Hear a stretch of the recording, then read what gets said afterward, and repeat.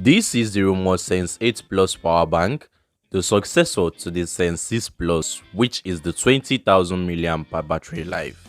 So let's get started.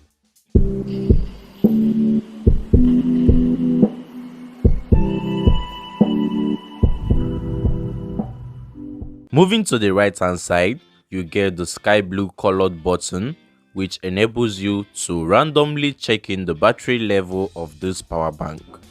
The ROMOSS Sense 8 Plus features an automatic plug and play technique, which automatically turns the power bank on once it's been connected to a device. The ROMOSS Sense 8 Plus comes with 5 ports. By the way, some do serve as inputs only, while some are meant for outputs only.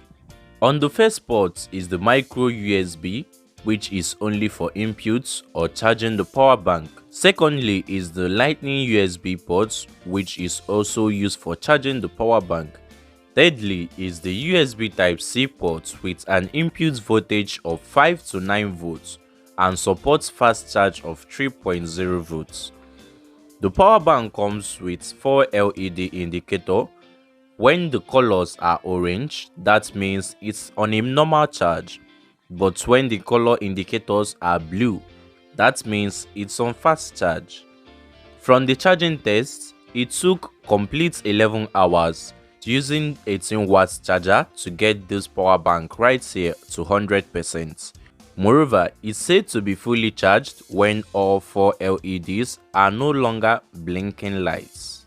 As for me, this power bank is not so portable as I expected it to be, and it weighs over 600 grams.